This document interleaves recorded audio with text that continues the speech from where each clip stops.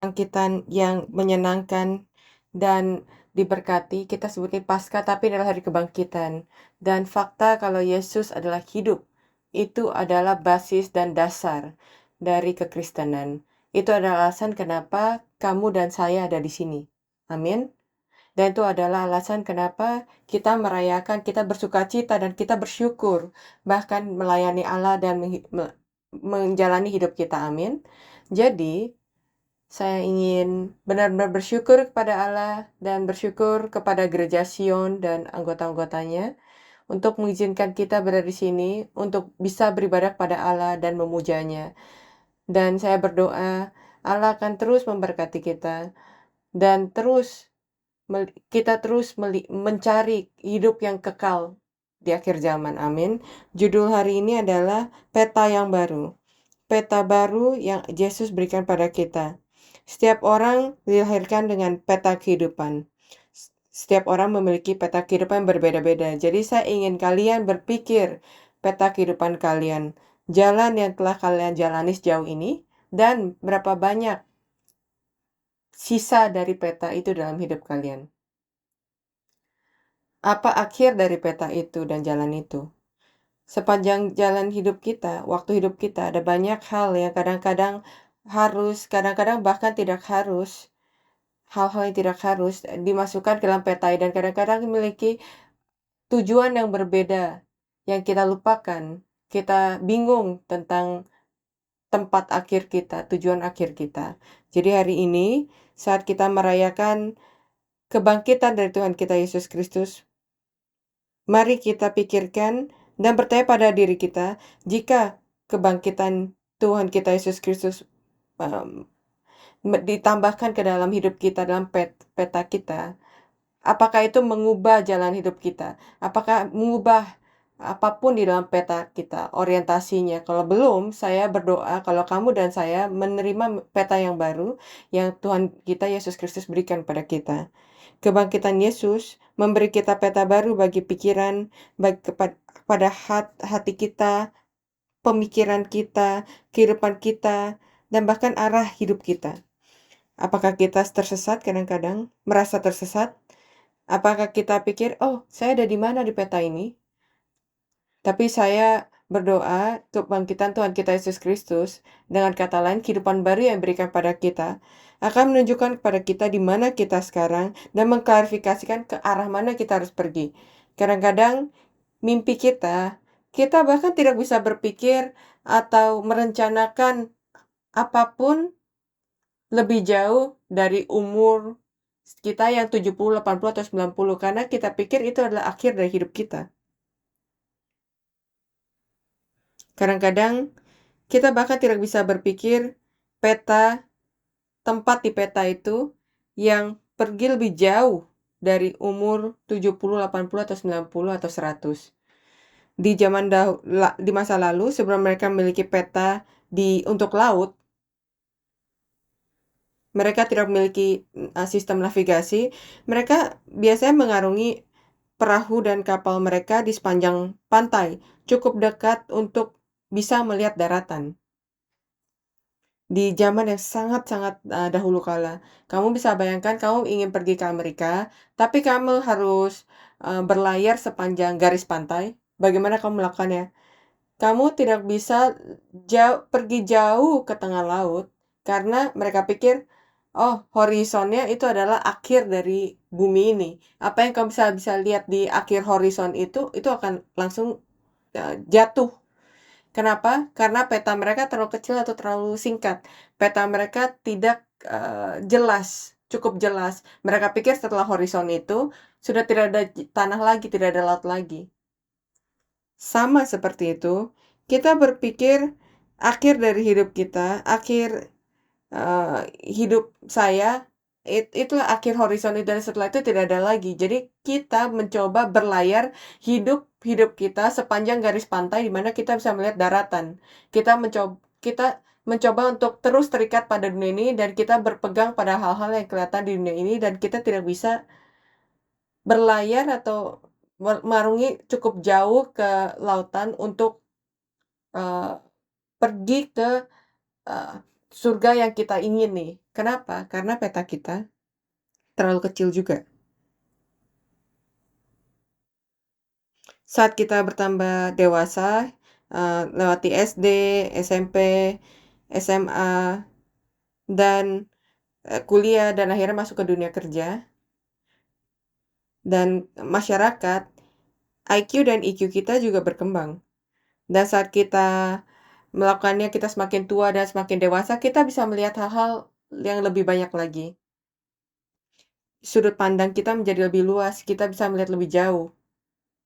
Dan bahkan kita bisa lihat lebih jauh dari dari masa depan kita, dan kita mulai berencana. Itu sebabnya, peta pikiran kita, peta hidup kita juga berkembang bersama-sama. Tapi sering sekali peta dunia ini mengajarkan kepada memiliki batasan. Peta yang Yesus berikan pada kita melalui kebangkitannya, itu berbeda. Pertanyaannya adalah, peta apa yang sedang kamu pegang dan kamu ikuti sekarang? Dan apa akhir dari peta itu? Apa tujuannya? Jadi mari kita pikirkan tentang hal itu hari ini. Balik ke bacaan kita hari ini dan topik hari ini. Perubahan apa yang Yesus berikan kepada murid-muridnya di bacaan hari ini?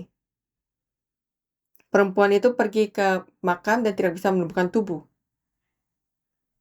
Mereka mengekspek bisa melihat tubuh Yesus, tapi mereka tidak menemukannya di makam itu. Dalam meta mereka, mereka harusnya ada mayat di sana. Tapi peta itu sudah diubah. Jadi mari kita berdoa pagi ini. Yesus akan mengejutkan kamu juga. Peta kamu sudah diubah. Kita bisa melihat kalau peta yang dimiliki oleh murid-muridnya dan peta dari Yesus itu dua hal yang berbeda. Berdasarkan peta yang dimiliki oleh murid-muridnya, tidak ada salib. Ada Yesus tapi tidak ada salib. Kamu pernah nggak merasakan kamu ikutin peta atau navigasi, mencoba mencari satu tempat, dan kamu melihat jalan atau gedung yang tidak dimiliki oleh peta itu? Dan kamu langsung bingung, aku di mana? Seperti itu. Dan murid-murid tidak memiliki salib dalam peta mereka dan tiba-tiba salib itu muncul dan Yesus mati. Dan mereka ini mengejutkan mereka. Mereka tersesat. Mereka seperti ini harusnya nggak harusnya di sini, kita tidak mengeks tidak tidak kita tidak expect akan ada salib. Mereka tidak tahu kemana mereka pergi. Saya harus pergi. Saya tidak tahu arah saya pergi. Itu sebabnya mereka mengunci. Mereka 11 murid dan pengikut dari Yesus berkumpul di satu kamar, mereka mengunci pintunya dan mereka bergetar dalam ketakutan kalau mereka akan ditangkap. Tapi lebih takut lagi karena mereka tidak tahu apa yang harus mereka lakukan. Dan Yesus datang dan berkata, kedamaian bagi kamu, damai bersamamu. Dan sejak saat itu, dan murid-murid yang kembali ke kampung halamannya melakukan apa yang mereka lakukan, yang mereka tahu lakukan untuk memancing, untuk Yesus bahkan untuk datang pada mereka dan memberikan peta yang baru. Jadi sekali lagi, mari kita berdoa dalam hati kita melalui ibadah hari dan melalui kebangkitan dari Tuhan kita. Mari kita berdoa kalau kita juga akan menerima peta yang baru itu. Amin. Jadi yang pertama, berdasarkan peta muridnya, makam itu adalah yang terakhir. Mereka pikir salib adalah akhir. Mereka pikir salib itulah destinasi terakhir mereka. Tapi Yesus membawa peta yang baru. Saat Yesus kembali setelah kebangkitan, mereka melihat peta yang baru dan mereka menyadari, oh ini adalah awal, hanyalah awal. Berapa banyak dari kalian yang berpikir saya semakin dekat dengan akhir hidup saya atau saya ada di bagian kedua dari hidup saya?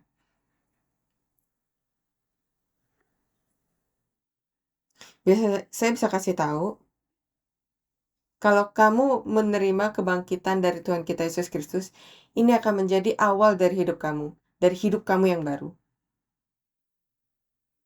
Kamu mungkin berkata, kamu bisa berkata seperti itu, tapi kalau kamu seumur saya mungkin kamu nggak percaya. Tapi dari kalian yang telah merasakan atau mengalami awal yang baru dari Yesus, bisa bersaksi akan hal itu. Yesus memberikan kita awal yang baru. Awal yang baru datang dalam paket dengan harapan yang baru, dengan hidup yang baru, kekuatan yang baru, kebahagiaan yang baru, sukacita yang baru. Itu sebabnya murid-murid mereka kembali, mereka pikir itu yang terakhir. Mereka pikir, oh oke, nggak ada lagi. Kalau kamu sampai di akhir dari peta itu, apa yang akan kamu lakukan? Kamu putar balik kan? Kamu mencoba mengeksplor ke tempat yang kamu nggak tahu, atau kamu putar balik. Jadi itu yang dilakukan oleh murid-murid. Mereka putar balik. Tidak ada lagi. Salib itu adalah jalan buntu. Kematian Yesus adalah jalan buntu. Nggak ada jalan lagi. Jadi mereka putar balik. Tapi ketika Yesus kembali dan berikan mereka peta yang baru, mereka menyadari, oh wow, ternyata masih ada lagi. Bahkan ada lagi setelah kematian. Bahkan setelah salib. Dan apa yang mengizinkan mereka untuk melakukan itu adalah untuk bisa berjalan maju, menyebarkan Injil kalau Yesus hidup, bahkan di hadapan kematian, bahkan dalam ancaman kematian atau bahaya, atau mereka harus dimartir hingga mati. Tidak ada yang menghentikan mereka setelah titik itu. Sebelum itu salib menghentikan mereka, tapi setelah kebangkitan Yesus, tidak ada yang bisa menghentikan mereka. Tidak ada akhir. Saya benar-benar berdoa kamu dan saya bisa menemukan peta yang tidak memiliki akhir, yang terbuka jalan ke hidup kekal. Kita memuliakan dan merayakan kebangkitan Tuhan kita Yesus Kristus setiap tahun. Jadi tahun ini, Paskah ini atau hari Tuhan kebangkitan, mungkin tidak berarti terlalu banyak untuk kalian. Tapi untuk kalian yang benar-benar menerima hidup yang baru, peta yang baru, ini akan menjadi kebangkitan yang sejati, yang spesial. Karena Tuhan menjanjikan masa depan kita, memastikan masa depan kita, dan menunjukkan pada kita arahnya. Saat dunia sedang melaju menuju kematian, ke akhir, mereka menaruh begitu banyak hal di dalam peta itu sebelum kematian mereka. Mereka menaruh begitu banyak investasi untuk waktu itu sebelum kematian. Karena kematian itu adalah jalan buntu.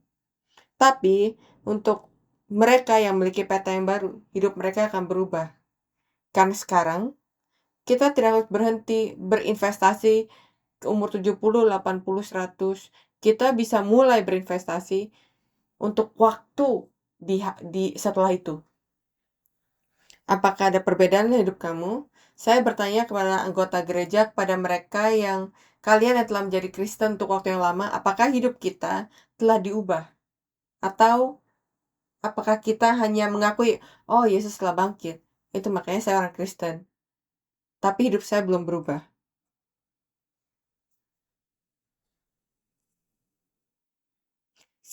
Kita berkata kalau kita percaya pada kebangkitan dan transfigurasi. Tapi kadang-kadang kita pikir itu sebagai sesuatu yang mistis atau uh, rohaniah.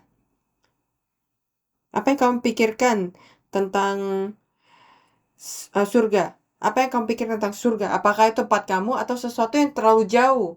Sesuatu yang hanya bisa dalam bayangan, sesuatu yang rohaniah, sehingga kamu tidak terlalu takut untuk meninggalkan hidup ini, dunia ini. Peta yang baru, hidup yang baru yang Yesus bawa kepada murid-muridnya melalui kebangkitannya, itu adalah perubahan dari pengertian mereka dan ekspektasi mereka terhadap surga. Surga itu cerita yang berbeda untuk mereka. Surga itulah sesuatu yang saya pergi setelah saya mati. Tapi kebangkitan Yesus, dan ia membawa surga ke dalam tubuh dia yang bangkit, dan dia muncul di sini dan di sana. Ia berjalan melalui pintu yang tertutup. Dan dia berkata, "Saya bukan hantu, saya bisa makan." Ia memiliki tubuh fisik manusia pada saat yang sama, ia juga rohania. Itu adalah surga. Kalau saya bisa menjelaskan, saya belum merasakan ini, tapi melalui pelajaran ini dan melalui Alkitab, surga bisa dipikirkan seperti ini. Kalau kamu bangun dari mimpi, saya harap kalian pernah merasakan ini, terutama kalau kalian mimpi buruk. Kalau kalian mimpi, kami pikir itu nyata, kamu berkeringat, kamu bergetar, tapi ketika kamu bangun, apa yang kamu rasakan? Oh, itu mimpi. Ini adalah realitas. Ketika kita pergi ke surga, dunia yang kita hidupi akan terasa seperti mimpi. Ketika saya hidup di sini, ini adalah realitas yang sebenarnya. Tapi kalau dibandingkan dengan realitas kenyataan surga, dunia ini seperti mimpi. Itu yang coba saya katakan di sini. Kamu ingat ketika kamu lahir? Siapapun, kamu ingat gak saat kamu keluar dari rahim ibu kamu? Ada yang ingat? Enggak? Kenapa? Lebih jauh, apakah kalian ingat waktu ketika kalian di dalam embrio, di dalam rahim? Kamu ingat waktu itu? Kamu menghabiskan banyak waktu di sana, 9 sampai 10 bulan. Bagaimana mungkin kamu nggak ingat? Ada yang ingat nggak? Jadi hidup kita di dunia ini itu seperti waktu kita masih di dalam rahim. Saat kita keluar, ketika kita masuk ke dalam kerajaan surga, itu adalah hidup yang sebenarnya. Itu adalah perubahan dari pikiran, perubahan kepercayaan yang Yesus tunjukkan pada murid-muridnya dan pada kita hari ini. Mereka yang menyadari, mereka yang tahu realitas dari hidup kebangkitan dan hidup transfigurasi melalui kebangkitan Yesus, sekarang mereka bisa melihat kerajaan Allah di dalam peta mereka. Kebangkitan Yesus adalah awal dari pekerjaan kerajaan. 1 Petrus pasal 1 ayat 3-4. Saya bacakan untuk kamu. Terpujilah Allah dan Bapa Tuhan kita, Yesus Kristus, yang karena rahmat-Nya yang besar telah melahirkan kita kembali oleh kebangkitan Yesus Kristus dari antara orang mati, kepada suatu hidup yang penuh pengharapan untuk menerima suatu bagian tidak dapat binasa, yang tidak dapat cemar, dan yang tidak dapat layu, yang tersimpan di sorga bagi kamu. Allah berkata, kamu datang dan percaya ke dalam hidup yang Ia berikan pada kamu melalui kebangkitan Yesus Kristus. Yang kamu perlu lakukan adalah hanyalah percaya dan menerima. Dan Ia berkata, saya memiliki warisan di dalam kerajaan Allah untuk kamu. Kerajaan surga untuk kamu. Ini bukan tipuan, bukan hoax, ini bukan janji palsu, ini benar-benar ada di sana. Saya bisa nggak bertanya pada kalian untuk berkata amin kalau kamu ingin memiliki warisan ini? Amin. Seperti yang kamu katakan dalam amin dalam hati kamu, mari kita bertanya kepada Allah. Allah, saya ingin memiliki warisan itu. Bisa nggak saya memilikinya? Melihat Alkitab, atau bahkan sejarah manusia, kita mendengar banyak orang yang hidupnya diberkati dan bahkan diperpanjang. Karena mereka melihat peta yang baru, di mana mereka menemukan kerajaan surga dan mereka bekerja untuk kerajaan surga. Mereka melakukan apa yang mereka bisa lakukan untuk memperluas kerajaan Allah itu di bumi sepanjang hidup mereka. Saya tidak berkata kalau itu selalu, kalau kamu melakukan pekerjaan Allah dan hidup kamu akan diperpanjang. Saya tidak memberikan ekspektasi palsu di sini.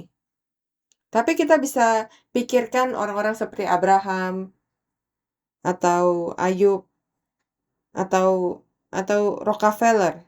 Kamu pernah dengar Rockefeller nggak? Dia tahu apa? Dia terkenal karena apa? Standard Oil, orang terkaya di Amerika untuk beberapa periode.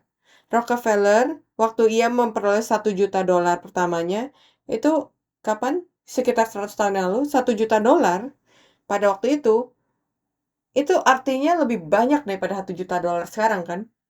Ia memiliki $1 juta pertama pada usia 33 tahun. Dia menjadi orang terkaya di Amerika pada usia 53.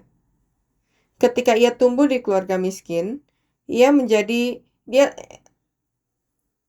ia tumbuh di keluarga miskin dan ia menjadi pengantar surat kabar.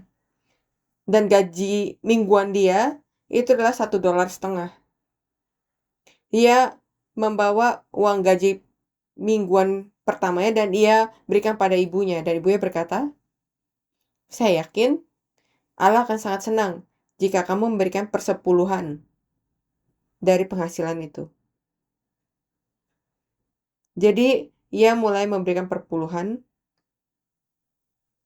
Ia memberikan 1/10 dari $1.50 setiap minggu. Lalu ia menulis dalam biografinya, kalau ia memberikan 1/10 dari setiap sen yang ia peroleh. Karena ajaran ibunya. Ia diajari untuk melihat peta Allah yang lebih besar sejak usia muda. Ia diajarkan untuk mengerti ada kehendak dan tujuan yang lebih tinggi untuk hidup dia. Dan siapa yang memiliki kendali atas hal itu adalah Allah. Siapa yang memberikan saya berkat ini adalah Allah. Jadi, ini adalah ekspresi dia. Dia tidak hanya memberikan persepuluhan, tapi pada akhirnya, pada akhir hidupnya, ia memberikan 20%, 30%, 40%. Karena ia tahu, ia melihat dunia lebih besar di peta yang baru, dan dia tahu kalau dia tidak bisa mencapai akhir dari peta itu dengan sendirinya. Dan saya berdoa kamu dan saya bisa mengajarkan diri kita dan anak-anak kita kalau ada dunia yang lebih besar lagi. Ada dunia yang lebih tinggi lagi. Dan ada dunia surga. Peta itu lebih baik, lebih besar daripada yang kita pikirkan. Dan itu adalah fondasi dari ke kesuksesan dia. Dan ia menulis dan ia berkata, saya tidak akan pernah mampu memberikan 1/10 dari $1 juta pertama saya kalau saya tidak memberikan persepuluhan dari gaji pertama saya, yaitu $1,5 per minggu.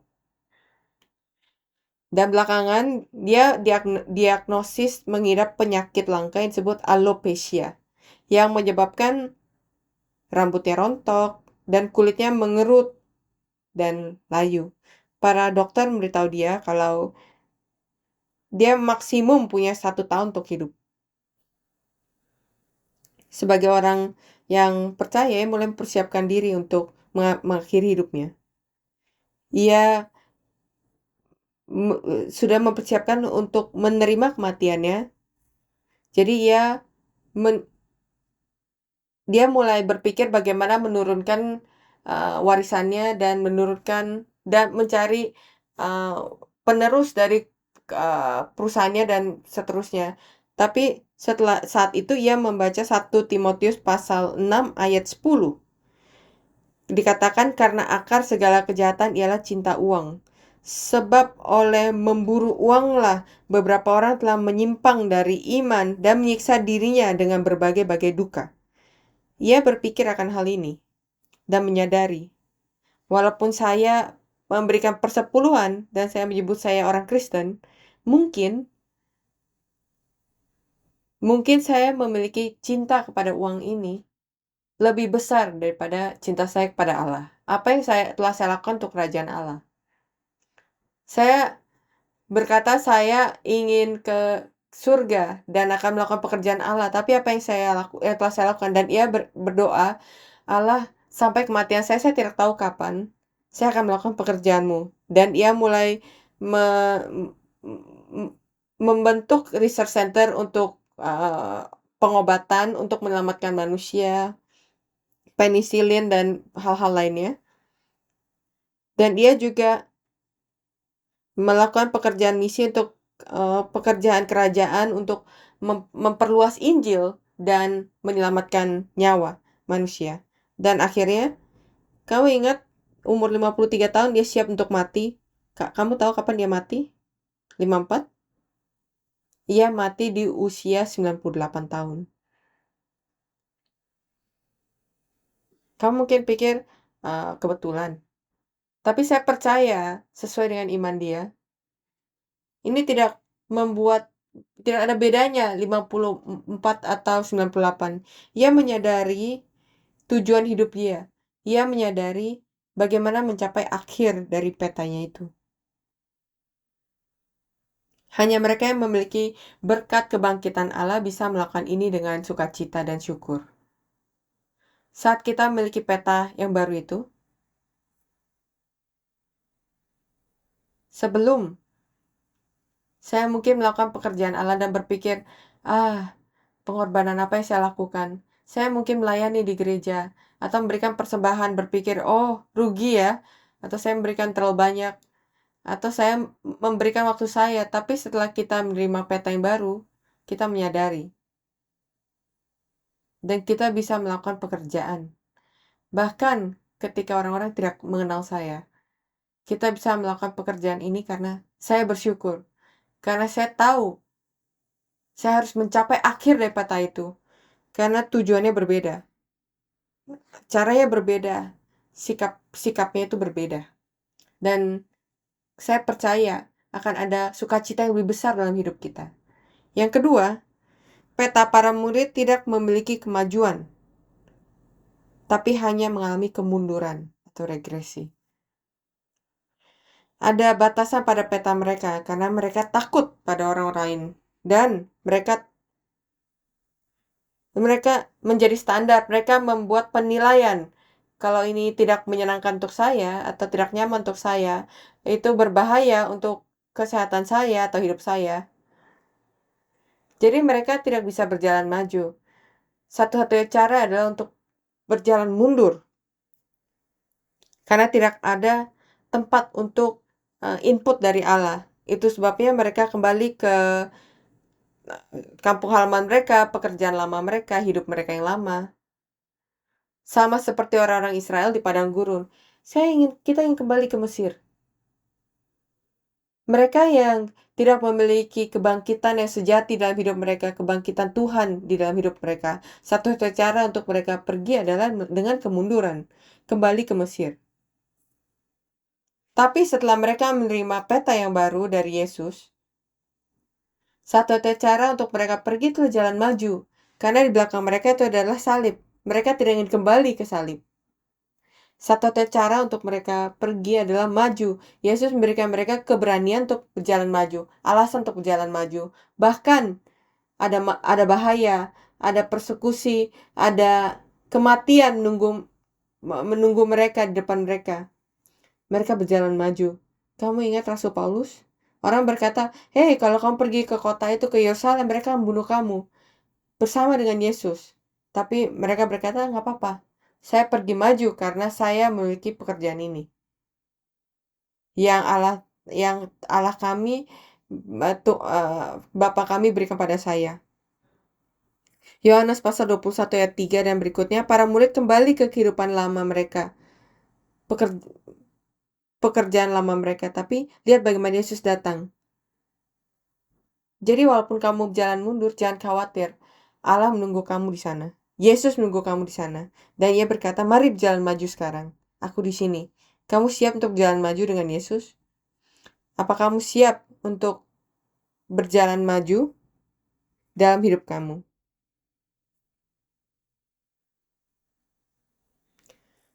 Kita tidak bisa berjalan maju kalau kita tidak bisa melihat.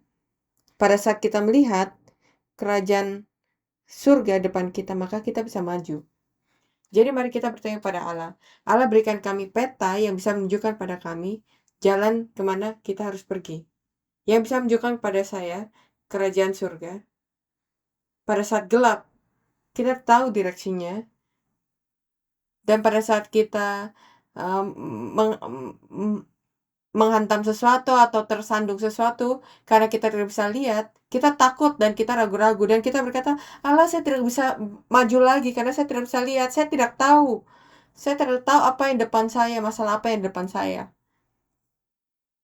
Tapi pada saat kita bisa melihat, walaupun ada, eee, rintangan, walaupun ada tribulasi, persekusi, kita bisa maju. Kisah Para Rasul pasal 2 ayat 42-46. Mereka bertekun dalam pengajaran rasul-rasul dan dalam persekutuan, dan mereka selalu berkumpul untuk memecahkan roti dan berdoa. Ini adalah jalan untuk maju. Dan saya percaya kalau ini yang telah kita lakukan sekarang. Dan saya sangat bersyukur Gereja Sion bisa terus melakukan hal-hal ini. Menyerahkan hidup kita secara terus-menerus ke dalam kerajaan Tuhan, ajaran firman, persekutuan, memecahkan roti dan berdoa. Semoga kita, Gereja Sion, memiliki peta itu, yang memiliki kerajaan Allah di sana, dan kita pergi bersama, dan terus berjalan maju bersama-sama. Amin. Dan kesimpulan, peta baru atas kebangkitan mengizinkan kita untuk melihat hal-hal di atas.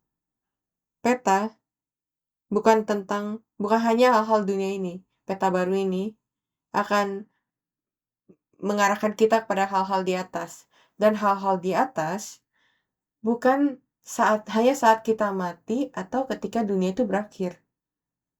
Peta yang baru ini akan mengizinkan kita untuk merasakan atau mengalami hal-hal di atas saat kita masih hidup di dunia ini. Dan ini adalah doa saya, anggota Gereja Sion bisa hidup mengalami kerajaan surga di dunia ini, dan semoga ini menjadi perubahan yang besar yang terjadi karena kebangkitan Yesus mulai saat ini. Semoga kita bisa mengalami kerajaan surga saat kita melewati kehidupan kita sehari-hari.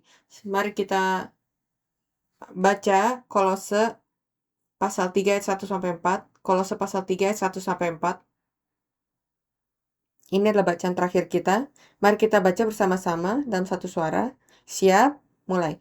Karena itu, kalau kamu dibangkitkan bersama-sama dengan Kristus, carilah perkara yang di atas, di mana Kristus ada, duduk di sebelah kanan Allah.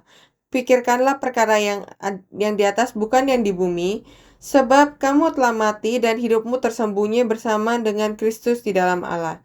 Apabila Kristus yang adalah hidup kita menyatakan diri kelak, kamu pun menyatakan diri bersama dengan Dia dalam kemuliaan. Amin. Ia akan melindungi kita dari masalah atau kuatan setan.